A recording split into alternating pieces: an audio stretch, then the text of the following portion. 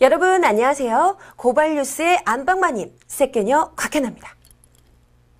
네, 최근 중국에서 유입되는 이 고농도 미세먼지 때문에 기관지염으로 고생하시는 분들 꽤나 많으신데요. 저도 오는데 공기가 너무 안 좋아서 제 꾀꼬리 같은 목소리가 지금 좀 이렇게 되더라도 이해해 주시길 바라면서요. 여러분들도 이 외출하실 땐 꼭 마스크 착용하시길 부탁드리겠습니다. 자, 가짜 뉴스, 가짜 사실만을 걸러내는 뉴스 초대석 사실은. 자, 오늘은요, 굉장히 또 멋진 분 한 분 모셨습니다. 저는 이분을 보자마자 이런 이미지가 떠올랐어요. 이 혼탁해진 남북 관계를 걸러주는 공기청정기 같은 분이시다. 네, 최근 10년 후 통일이라는 아주 제목이 너무 좋아요. 따끈따끈한 책을 가지고 나오셨네요. 정동영 민주당 상임고문이십니다. 안녕하세요. 네, 안녕하세요. 네. 반갑습니다. 네, 잘 지내셨어요? 예. 네. 오시는데 혹시나 좀 목 건강은 괜찮으신지. 아이고, 발암물질이 많다는데요. 발암물질. 그리고 이게 이제 30년 간대요, 앞으로. 앞으로요? 어떻게 해요? 야, 아니. 두 가지가 생각나는데. 두 가지요? 네. 하나는 그냥 집에서 나오지 마라. 이렇게만 말하는 건 무책임하다. 오늘도 뉴스에서 막 그런 그죠? 말이 나오더라고요. 중국에도 항의해야 합니다. 그리고 국제환경기구는 이럴 때 써먹는 거잖아요. 네. 그래서 우리 피해 이런 것도 중국에 알리고 또 중국에서 그 배기가스하고 난방, 석탄 난방 때문에 이렇게 되는 건데 네. 우리가 얼마나 고통받는지 이런 거에 대해서 한중 협력을 해야 된다고 생각해요. 또 하나는 이게 지금 미세먼지가 아니고 네. 방사능이었다고 한번 생각해 보면 무서워요. 그렇죠, 무섭죠. 끔찍하죠. 후쿠시마가 일본 쪽이 아니고 중국 동해안이었다고 상상해 보면 어떻게 됐을까요? 그런 점에서 이 정부가 원전 확대 정책을 포기하지 않고 있는 건 정말 문제입니다. 예. 그 두 가지가 생각났어요. 저는 미세먼지 때문에 마스크와 어떻게든 삼겹살을 먹어야 되겠다라는 생각인데 또 의원님 말씀 듣다 보니까 좀 더 근본적인 대책이 필요하겠다. 그냥 단순히 입막음용의 대책이 필요할 게 아니라, 그렇죠? 중국에도 할 소리는 해야죠. 그럼요. 또 미국에도 필요하면 할 소리 해야 되는 이렇게 거고. 저희가 저자세를 우리가 이제는 네. 이제는 약소국이 아니잖아요. 우리 국민의 건강, 우리 국가의 안보, 네. 또 남북의 평화와 통일 네. 이런 것은 우리가 주도해야 하는 거죠. 최우선으로 고려돼야 될 그렇죠. 점이죠. 뭘 눈치 봅니까? 이 든든한 국민이 있는데. 그러니까요. 좀 부탁드리겠습니다. 저희도 이제 맑은 공기를 마실 수 있도록 빨리 뭔가 조치가 취해졌으면 좋겠고요. 자, 그러면요. 저희가 또 본격적으로 뉴스 초대석 사실은 한번 들어가 보도록 하겠습니다. 책 제목이요. 예. 굉장히 저는 좀 센세이션했어요. 10년 후 통일? 정말 10년 후 통일? 그래서 저희가 첫 번째 사실은입니다. 사실은 한반도 통일 10년 안에 이루어진다? 어머나, 정말입니까? 한반도 통일 10년 안에 이루어집니까? 의원님? 맞습니다. 네? 그런데 그 제목에 네. 괄호가 하나 빠졌어요. 괄호가요? 그 사실은 맞는데 가로는? 그 위에 네. 사실상 사실상. 10년 후 통일. 사실상 이게 학문적 용어이기도 해요. 네. de facto unification. 그래서 사실상의 통일 상태라는 게 있거든요. 그건 지금 중국하고 대만을 보면 알아요. 네. 10년 전에는요. 중국과 대만은 왼수였어요. 사이가 굉장히 안 좋았죠. 그렇죠? 과거에는요. 그 대만 옆에 금문도라고 있는데 네. 거기다가 중국이 대포를 3만 발을 쐈어요. 하루에. 어머나. 네? 그 뒤에도 계속 포격전이 있었고 이럴 정도로 서로 아주 사이가 안 좋았던 대만 중국인데 네. 10년 전만 해도요. 그 사람들이 우리를 부러워했어요. 우리는 정상회담도 2번이나 했죠. 개성공단도 만들었죠. 금강산 관광도 뭐 몇백만 명 가죠. 자기들은 으르렁거렸으니까. 그런데 몇 년 지나고 요즘 보니까 우리는 과거로 돌아갔잖아요. 우리는 지금 다 단절됐어요. 뭐 장성택 부장이 실각했네, 아니네, 설이네, 가능성 있네 이러고 있는데 지금 평양에 있는 한국 사람 없잖아요. 네. 그런데 대만 중국은요. 일주일에 600편 비행기가 오고 갑니다. 그리고 작년에 700만 명이 서로 왕래했어요. 네. 송금 투자하지요. 여행하지요. 관광하지요, 전화하지요, 편지하죠. 아무 불편과 고통이 없어요. 심지어 중국 본토가 대만 사람들한테 대만 인구가 2천만 명인데 그중에 200만 명에게는 영주권을 발부했어요.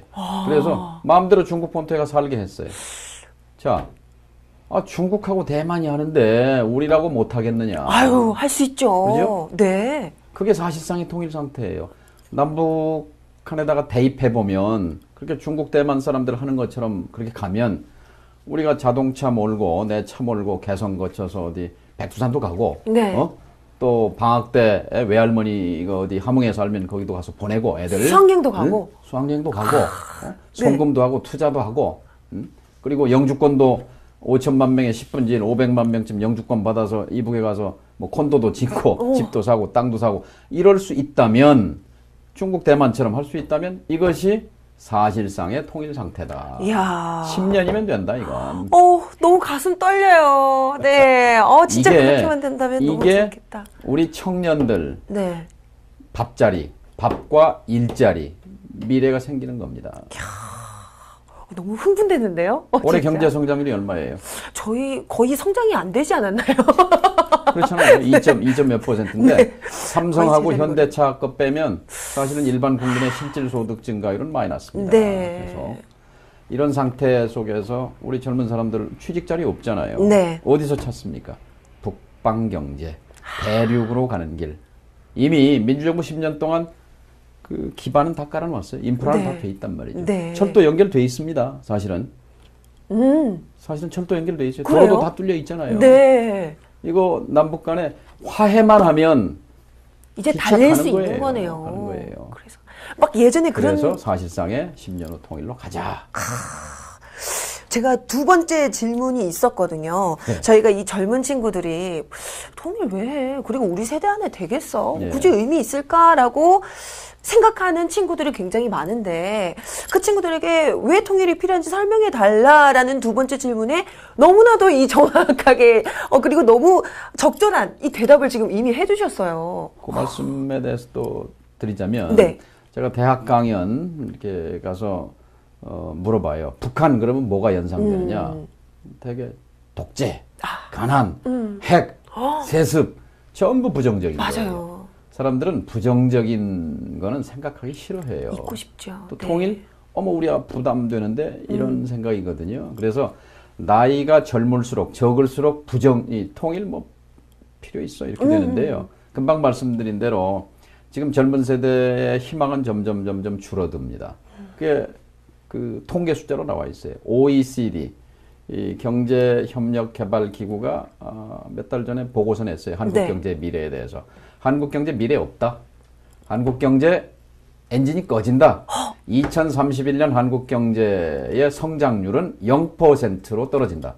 얼마 안 남았어요. 지금 저 중고등학생이나 대학생들 미래가 암담하다는 얘기예요. 이야, 너무 슬픈데요. 그러면 네. 0%로 되면 삼성, 현대 목 빼면은 이제 계속 마이너스로 일반 사람들은 또 이 취직 자리가 어디 있겠어요. 그러니까요. 그런데 이런 비관만 있는 건 아니에요. 그래요? 그런가 하면 네. 그 미국에 있는 골드만삭스라고 하는 그 투자은행 거기서 네. 보고서 또 낸 게 있어요.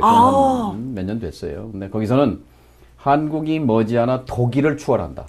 와, 한국이 일본도 추월한다. 와, 정말이요? 그리고 국민소득 1인당 8만 6천 불 시대가 온다. 우와. 한국에. 그래서 미국 다음에 두 번째로 부유한 국가가 된다. 와, 아니, 근데 너무 상반된 의견인데요? 왜 이런 그 극단적으로 네. 하나는 암담하고 하나는 아주 장밋빛 그 차이가 뭘까요? 글쎄요, 그게 굉장히 궁금해요. 어떤 근거로 이렇게 확연한 차이를 이렇게. 그러니까. 네. 자, 핵이다, 세습이다, 독재다, 가난이다 부정적인 거지만 네. 이거를 갈등을 기회로 바꾸면 그러니까 전자 OECD가 한국 경제가 끝났다고 보는 것은 노동력 줄잖아요. 생산성 안 늘죠. 네. 투자 지금 못하고 있잖아요.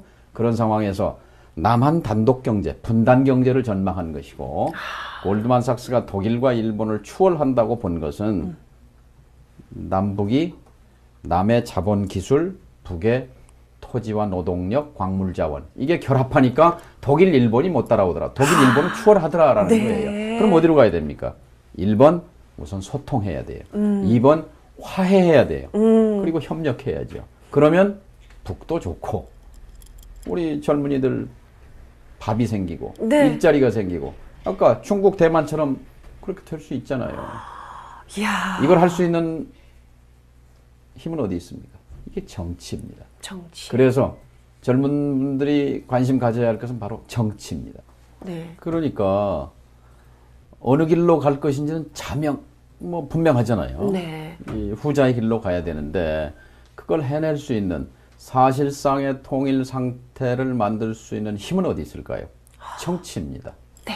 정치잖아요. 네. 미워도 정치. 그러니까 젊은이들이 우리 국민들이 정치에 우선 관심을 갖고 그래야 정치가 과거로부터 수렁에서 헤어나서 2013년을 되풀이하면 안 되잖아요. 그렇죠. 저는 박근혜 대통령이 성공하길 바랍니다. 그래야 우리 청년들의 미래가 열리고 대한민국의 미래가 열리기 때문에. 그럼요. 네. 아우, 그럼요. 정치에 관심을 가져야 된다. 뭐 저희가 정치 관심 가져봤자 그게 아니야. 뭐 다 그렇지 뭐 이렇게 얘기는 하지만 아닙니다. 포기해서는 안 돼요. 그렇죠? 저 두 번째 사실은 넘어가도록 하겠습니다. 두 번째 사실은 세 번째. 두 번째입니다. 세 번째입니까? 네, 두 번째입니다. 자, 두 번째 사실은 북핵 문제, 밥상이 해법이다. 밥상이 해법이다? 근데요, 이 북핵 문제 해결을 위해서 밥상론으로 돌아가야 한다라고 말씀을 하시는데, 이 밥상론? 이게 정확한 의미가 뭔지 굉장히 궁금하거든요. 이게 박근혜 후보의 주장이에요. 그런가요? 근데 지금 말과 행동이 달라요. 박근혜 후보가 후보 시절에 쓴 자서전이 있어요. 의원 네. 시절에 쓴 네. 자서전. 절망은 나를 단련시키고 네. 희망은 나를 달리게 한다든가 네. 그런 제목이에요. 정확하게, 네. 제가 아주 정독했습니다. 어떤 생각을 가진 분인가. 네네네네. 근데 거기에 아주 탁월한 얘기가 있더라고요. 북한 핵의 해법은 지금 핵 문제가 제일 우리 골칫거리 아닙니까? 네네네. 이 서양식 밥상으로는 안 되고 동양식, 한국식 밥상으로 해결해야 된다. 식탁이 아니네요. 네, 식탁에 차려진 밥상, 밥이 식탁. 아니라. 그러니까 서양식은 이게 앞에 처음에 이제 전체가 나오고 네. 그다음에 이제 주 요리가 나오고 네. 그다음 나중에 후식이 나오고 이렇게 차근차근 나중에 차도 주고. 네. 근데 한국은 어떻게 해요? 밥상에 한 밥, 번에. 국, 찌개, 김치, 반찬, 네. 뭐 생선구이 네. 다 나오잖아요. 그렇죠. 이렇게. 모든 영양소를 한꺼번에. 한꺼번에 다 섭취할 수 있게. 북한 핵 문제는 이렇게 하나하나 까락까락 네. 쳐서 깐깐하게 하면 안 되고 이 밥상처럼 다 차려놓고 북이 원하는 거 다 올려라. 우리가 원하는 거 다 올려라. 이렇게 해서 줄 거 주고 받을 거 받자. 이게 다른 말로 하면 포괄적 해법이라는 겁니다. 포괄적 해법. 그런데 네. 이미 이 포괄적 해법의 모델, 그건 뭐냐? 2005년 육자회담, 2005년 9월 19일 베이징에서 발표된 9.19 공동성명이 포괄적 해법의 결정판이에요. 네. 그때 통일부 장관이 혹시 누군지 모르세요? 아마 굉장히 잘생기시고, 네. 어? 그리고 제가 그거를 책임지고 진행했던 네. 그 주무장관이었고 NSC 네네. 위원장이었으니까 알죠. 네. 그 9.19 아마 처음 들어본 분들도 있을 텐데 1번 북은 핵을 포기하겠습니다. 이렇게 이 선언합니다. 핵을 포기하겠다. 두 번째, 미국은 북한과 수교하겠습니다. 이야. 라고 약속합니다. 네. 세 번째, 휴전협정이 몇 년 되는지 아세요? 올해로 60년입니다. 올해로 60년. 53년 7월 27일. 제가 그 날짜를 저는 5살 때부터 기억해요. 5살 때부터. 죽을 때까지 잊어버릴 수 없는 게 그날이 제 생일이에요. 예. 또 은연중에 생일까지 또 저희가 그러니까 알게, 네. 제가 초등학교 때도 대학 때도 군인이었을 때도 제가 장가 가서 제가 난 아들 둘이 해병대 육군 갔을 때도 휴전 체제. 네. 전 세계 동서고금의 전쟁 역사에 전쟁 처리를 60년 미룬 예는 한국 전쟁밖에 없어요. 왜 그럴까요? 왜? 왜? 이 왜를 물어야 해법이 나올 것 아니겠습니까? 근데 해법이 이미 아까 얘기한 2005년 9.19 공동성명 항에 핵을 포기한다 북은, 미국은 수교한다 북한과 3번 이 휴전 협정을 항구적인 평화 체제로 바꾸는 논의를 시작하자. 이게 9.19예요. 네. 나와 있어. 이게 포괄적 해법이에요. 네. 그런데 이거를 박근혜 의원이 자서전에다가 밥상으로 해결하자는 것과 같은 얘기거든요. 이야, 네. 너무 좋은 그렇잖아요. 표현이에요. 네. 그러면 뭐 어떻게 해야 되겠어요?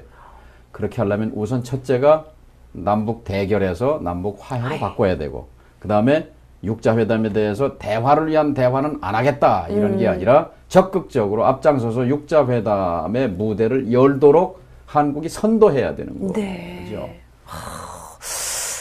이야, 이 7월 27일, 네, 굉장히 좀 여러 가지 의미가 있는, 네, 꼭 기억할 수밖에 없는 날입니다. 꼭 빨리 그 예전에 그 화해 모드로 꼭 돌아갔으면 좋겠다는 생각이 들어요. 어쩜 이렇게 반대로 저희가 이렇게 왔을까요? 그런데요, 또 이런 생각이 들어요. 지금 너무 분위기가 냉랭합니다. 저희도 그렇잖아요. 같이 밥 먹고 싶은 상대는, 냉랭한 상대랑은 밥을 먹기가 싫잖아요. 그렇지 않습니까? 자, 지금 저희 분위기 상으로는 같이 밥상을 겸상을 하기엔 굉장히 힘든 분위기인 것 같은데, 이 밥상론 아직까지 유효할까요? 그럼요. 이 길밖에 없습니다. 네. 북한 핵 문제를 해결하는 해법은 세 가지가 있어요. 네. 하나는 주먹, 그러니까 네. 군사력으로 해결하는 거. 이거는 용납할 수 없습니다. 우리는 다시 전쟁을 용납해서는 안 되는 거죠. 네. 두 번째, 오바마 정부 5년째 하고 있는 방식대로 무시 방치 정책. 그 실패하고 있어요.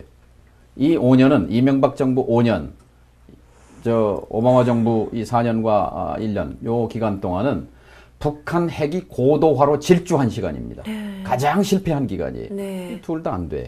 나머지가 뭐냐? 이게 인게이지먼트라고 말하는 개입 정책입니다. 포용 정책입니다. 이걸 통해서 포괄적 해법을 추구하는 거예요. 네. 이 어떤 방법을 우리가 또 추구해야 되는지 방법론까지 이렇게 또 제시해 주셨습니다. 네, 너무 좋고요. 자, 그러면요. 세 번째 사실은 들어가도록 할게요.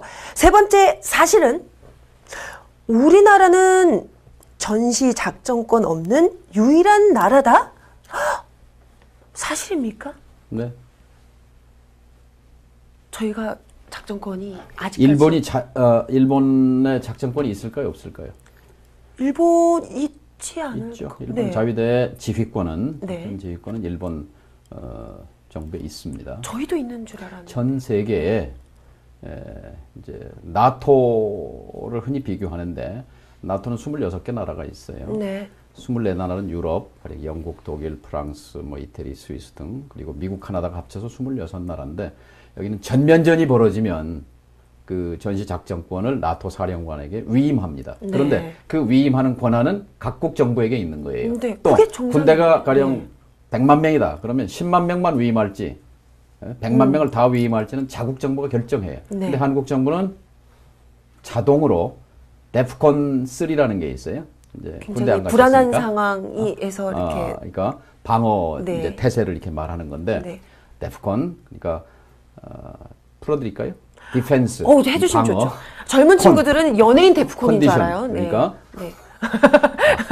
그래서 풀어주시면 그래서 좋죠. 평시에는 이제 데프콘 4인데 네. 이게 이제 데프콘 3. 그런데 진돗개 네네, 이런 거예요. 그런 것 같아요. 그 이제 데프콘 1까지 있는데 1은 전쟁 상태예요. 근데 데프콘 3로 지금은 데프콘 4입니다. 네. 근데 여기서 하나 올라가잖아요. 그러면 작전권이 덜커덕 미군 사령관에게 가는 겁니다. 그러면 이제 우리는 우리 군에 대한 65만 군대에 대한 지휘권은 없는 거예요. 어머나. 그래서 이 상태가 지금 60년이죠. 네. 이거는 부끄러운 일입니다. 우리는 전 세계에서 국방비를 8번째로 많이 쓰는 나라예요. 군사력 8강입니다. 네. 군사력 8강이에요. 북한에 비해서 군사비를 수십 년째 30배 이상을 씁니다. 북한 군사비가 올해 1조, 대한민국 국방비가 올해 35조입니다. 35분질이잖아요. 그걸 몇십 년 동안 해왔는데 그 세금들. 자, 네. 작전 지휘권 미군 없으면 진다? 라고 군 지휘관들이 얘기합니다. 얼마 전에 국정감사에서. 네.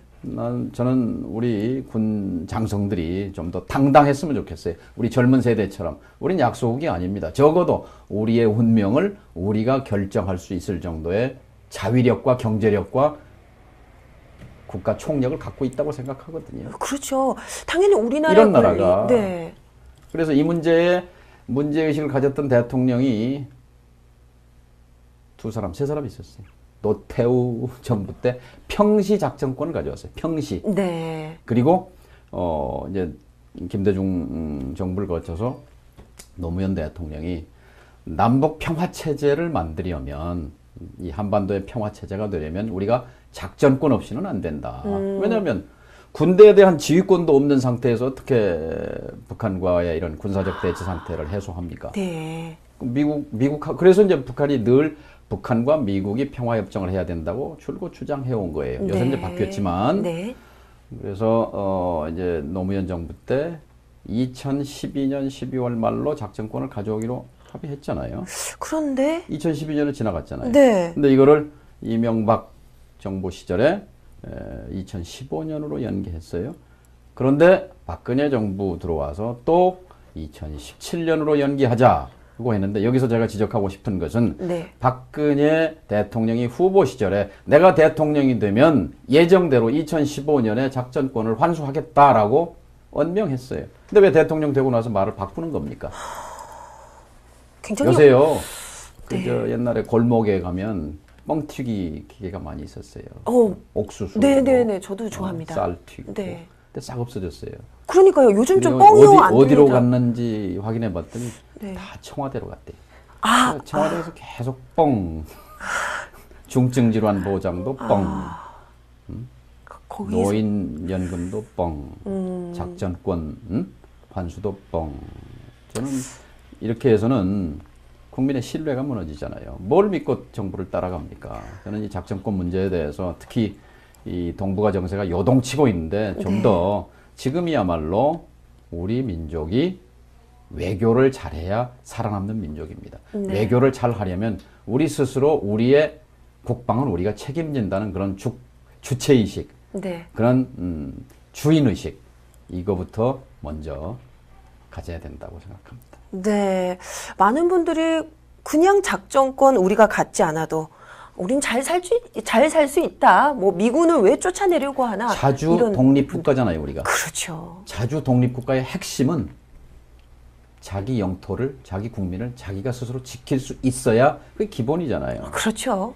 네. 근데 전쟁이 나면 나토는 자기가 결정해요. 위임할지 안 할지.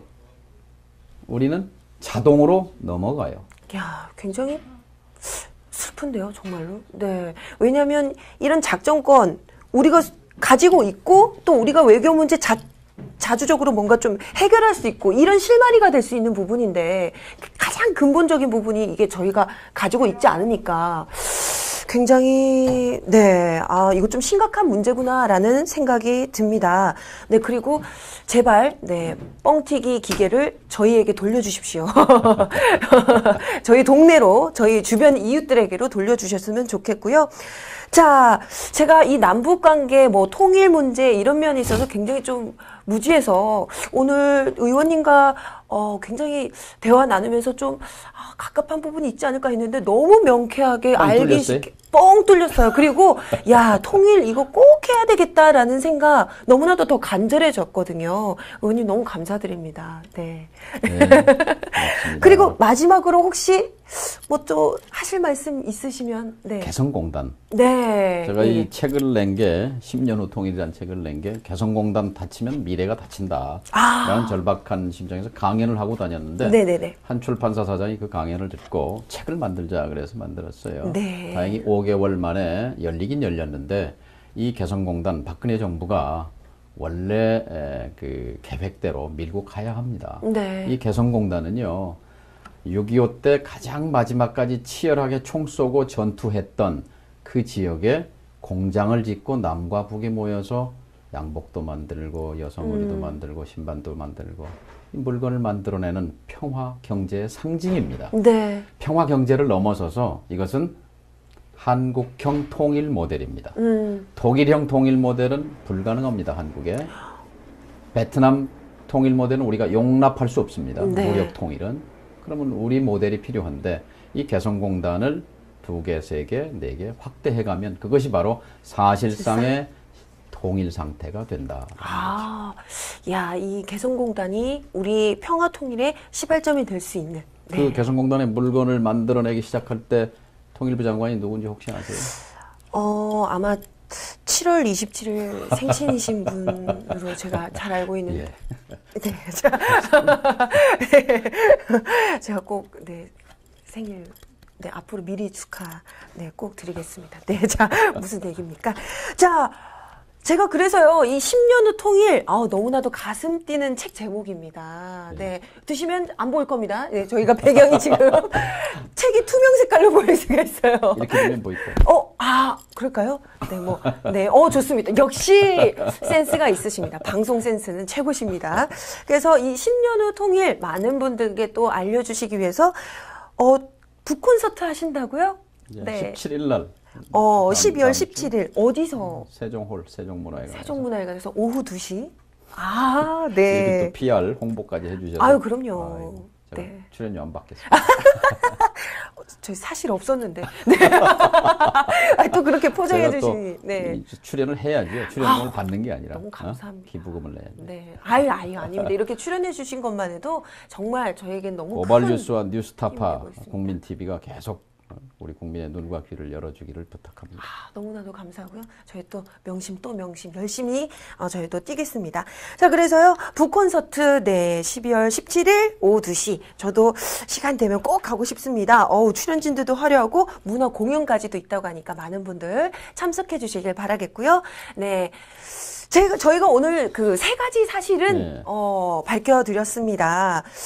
네, 굉장히 가슴 뛰는 사실은이었고요. 또 한두 가지 사실은 또 슬프기도 했었습니다. 첫 번째 사실은 한반도 통일 10년 안에 이뤄진다.